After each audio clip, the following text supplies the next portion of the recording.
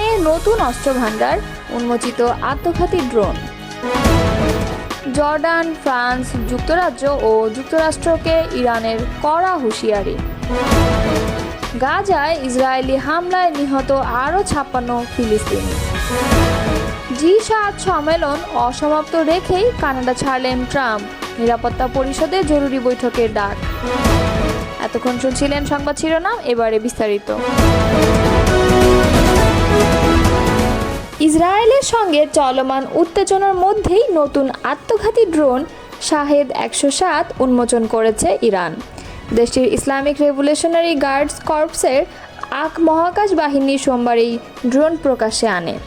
সোমবার ইরানি সংবাদ মাধ্যম মেহের নিউজ এজেন্সির এক প্রতিবেদনে এই তথ্য জানানো হয়েছে।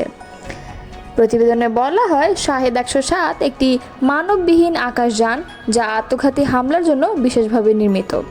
এটি পিস্টন ইঞ্জিন চালিত এবং 1500 কিলোমিটারেরও বেশি দূর উড়তে সক্ষম। মেহের নিউজ জানিয়েছে, ড্রোনটির ছবিও প্রকাশ করা হয়েছে। এর দীর্ঘ পাল্লা এবং নির্ভুলতা একে কৌশলগতভাবে গুরুত্বপূর্ণ করে তুলেছে। বিশ্লেষকদের মতে, এই ড্রোনের ঝাঁক দিয়ে যদি একসঙ্গে ব্যবহার করা হয় তবে তা ইসরায়েলের বিমান প্রতিরক্ষা ব্যবস্থার উপর মারাত্মক চাপ সৃষ্টি করতে পারে। বিশেষজ্ঞদের ধারণা, শাহেদ 107 ইরানের সামরিক প্রযুক্তিতে একটি উল্লেখযোগ্য অগ্রগতি এবং ভবিষ্যতের যুদ্ধে তা গুরুত্বপূর্ণ ভূমিকা রাখতে পারে। প্রতিবেদনে আরও বলা হয়েছে, ইরান ও ইসরায়েলের মধ্যে চলমান উত্তেজনার প্রেক্ষাপটে এই ড্রোনের উন্মোচন আঞ্চলিক নিরাপত্তা পরিস্থিতিকে আরও জটিল করে তুলতে পারে। তবে ইরান জানিয়েছে, শাহেদ 107 কেবল প্রতিরক্ষামূলক কৌশলের অংশ হিসেবেই ব্যবহৃত হবে। ইসরায়েলের হামলায় ইসলামিক রেভলিউশনারি গার্ড বেকার এর নতুন শীর্ষ কমান্ডার আল সাদমানি নিহত হয়েছেন বলে দাবি করছে ইসরায়েল। মঙ্গলবার এক প্রতিবেদনে এই খবর জানিয়েছে ইরান ইন্টারন্যাশনাল। প্রতিবেদনে বলা হয়, তেহরানের মধ্যাঞ্চলে একটি সক্রিয় কমিউনিটি সেন্টারে সোমবার দিবাগত রাতে ইসরায়েলি যুদ্ধবিমান হামলা চালিয়েছে, যার ফলে ইরানের খাতাম আল আম্বিয়া কেন্দ্রীয় সদর দপ্তরের নবনিযুক্ত প্রধান আলী সাদমানি নিহত হয়েছেন। তিনি মাত্র 4 দিন আগে গোলাম আলী রশিদের স্থলাভিষিক্ত হিসেবে নিযুক্ত হয়েছিলেন। আর উল্লেখ করা হয়, আইআরজিসির মহাকাশ বিভাগের 8 জন ঊর্ধ্বতন কর্মকর্তা তেহরানের এক ভূগর্ভস্থ ব্যাংকারে বৈঠক করার সময় মারা যান। তাদের মধ্যে ছিলেন এই বিভাগের দীর্ঘদিনের প্রধান আলী আকবর হাজিদা এবং ক্ষেপণাস্ত্র ও ড্রোন বিভাগের কমান্ডাররাও। ইরানে হামলায় সমর্থন ও অংশে নেওয়া সমস্ত দেশ ও গোষ্ঠীকে বৈধ সামরিক লক্ষ্য হিসেবে গণ্য করবে তেহরান। আত্মরক্ষার অধিকার অনুযায়ী তারা হামলায় জড়িত দেশগুলোকে পাল্টা জবাব দেওয়া হতে পারে। ইরান বলেছে, অমানবিক ও অপরাধমূলক এই হামলা শুরু হওয়ার পর স্পষ্ট হয়েছে, অনেক দেশ ও আন্তর্জাতিক পক্ষ প্রকাশ্যে ও গোপনে ইসরায়েলকে সমর্থন ও সহায়তা দিয়েছে। উদাহরণ হিসেবে জর্ডান, ফ্রান্স, যুক্তরাজ্য ও যুক্তরাষ্ট্রকে উল্লেখ করে বলা হয়েছে, তারা জেট বিমান, আকাশ প্রতিরক্ষা ও জাহাজ সরবরাহ করে এই হামলায় অংশ নিয়েছে। অন্যদিকে আজারবাইজানে ও পারস্য উপসাগর এলাকায় মোসাদ ও অপরাধ চক্রের কার্যক্রম এবং ইরানে অনুপ্রবেশের চেষ্টায় গুপ্তচর ও বিচ্ছিন্নতাবাদী গোষ্ঠীর ভূমিকাও প্রকাশ্যে এসেছে। ইরান বলেছে, যে সমস্ত দেশ ও গোষ্ঠী এই ষড়যন্ত্রে জড়িত রয়েছে তারা সবাইকে আত্মরক্ষার অংশ হিসেবে টার্গেট করা হতে পারে। তেহরান আরও বলেছে, যে কোনো দেশ আবার যদি ইরানের হামলায় সমর্থন ও অংশ নেয় তাহলে তো ইরানি জনগণের বিরুদ্ধে যুদ্ধ ঘোষণা হিসেবে গণ্য করা হবে ও সমুচিত জবাব দেওয়া হবে।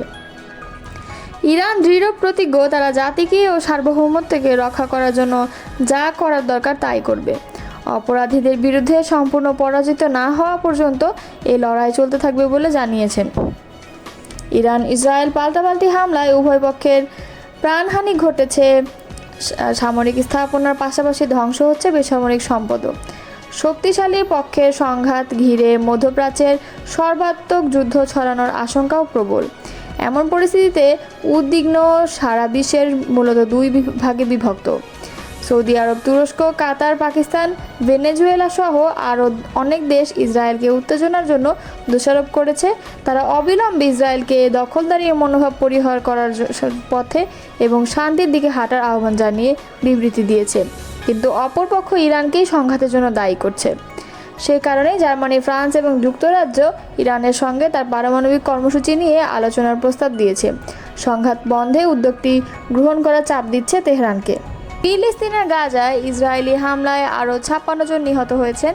এদের মধ্যে 38 জনই ত্রাণ আনতে গিয়ে প্রাণ হারিয়েছেন। গাজার স্বাস্থ্য মন্ত্রণালয়ের বরাত দিয়ে এই তথ্য নিশ্চিত করেছে আল জাজিরা। প্রতিবেদনে বলা হয়, সোমবার ভোর থেকে গত 24 ঘন্টায় 56 ফিলিস্তিনিকে হত্যা করেছে ইসরায়েল।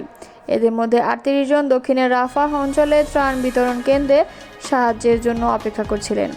গাজা হিউম্যানিটেরিয়ান ফাউন্ডেশন পরিচালিত বিতর্কিত স্থানগুলোতে ত্রাণ আনতে যান তারা। যুক্তরাষ্ট্র, ইসরায়েল সমর্থিত ও ইসরায়েলি সামরিক বাহিনী নিয়ন্ত্রিত এলাকায় পরিচালিত জিএইচএফ-এর কেন্দ্রগুলোতে ত্রাণ সংগ্রহকারীদের ওপর হামলার ঘটনা ঘটেছে। গাজা কর্তৃপক্ষ ও সমালোচকেরা এই ত্রাণ কেন্দ্রগুলোকে মানব কসাইখানা আখ্যা দিয়েছেন। জিএইচএফ গত 27 মে থেকে কার্যক্রম শুরু করার পর এসব স্থানে ত্রাণ নিতে গিয়ে 3 শতাধিক মানুষ নিহত হয়েছে, আহত হয়েছেন হাজারের বেশি মানুষ।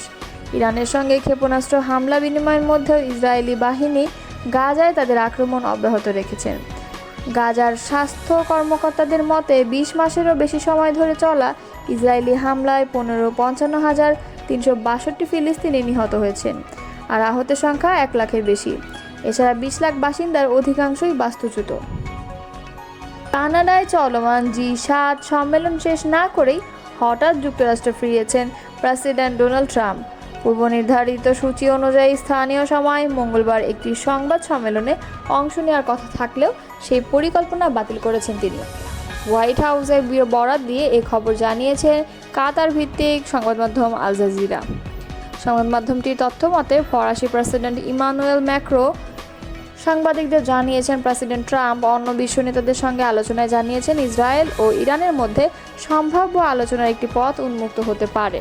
ট্রাম্পের সফর সংক্ষিপ্ত করার সিদ্ধান্তকে তিনি আশাব্যঞ্জক ইঙ্গিত হিসেবে ব্যাখ্যা করেন। এদিকে মার্কিন সংবাদ মাধ্যম ফক্স নিউজ জানিয়েছে, প্রেসিডেন্ট ট্রাম্প তার নিরাপত্তা উপদেষ্টা পরিষদকে অবিলম্বে হোয়াইট হাউসের সিচুয়েশন রুমে হাজির হতে নির্দেশ দিয়েছেন। এর কয়েক ঘন্টা আগেই ট্রুথ সোশ্যালে একটি পোস্টে ট্রাম্প লেখেন, তেহরানের সব বাসিন্দাদের উচিত এখনই শহরটি ছেড়ে চলে যাওয়া। ট্রাম্পের এই পোস্টকে সরলভাবে দেখতে চাইছেন না অনেকেই। ট্রাম্প প্রশাসনের একজন কর্মকর্তা জানান, তেহরানবাসীদের প্রতি ট্রাম্পের এই আহ্বান পরিস্থিতির তাৎক্ষণিক তীব্রতারই প্রতিফলন। তার মতে, বিষয়টি এখন এমন পর্যায়ে পৌঁছেছে যেখান থেকে পরিস্থিতি যে কোনো দিকে মোড় নিতে পারে। এমন পরিস্থিতিতে যুক্তরাষ্ট্রের সম্ভাব্য সামরিক ভূমিকা নিয়ে ওয়াশিংটন জুড়ে বিভ্রান্তি দেখা দিচ্ছে। প্রেসিডেন্ট ডোনাল্ড ট্রাম্পের ঘনিষ্ঠ সহযোগীরা বারবার সামাজিক যোগাযোগ মাধ্যমে স্পষ্টভাবে জানাচ্ছেন যে যুক্তরাষ্ট্র এই যুদ্ধে জড়াতে যাচ্ছে। এমন সব খবর ভুয়া। এমনকি যুক্তরাষ্ট্রের প্রতিরক্ষামন্ত্রী পিট হেগসেথ সংবাদ মাধ্যমে জানিয়েছেন, বর্তমান যুক্তরাষ্ট্রের কৌশলগত অবস্থান আত্মরক্ষামূলক।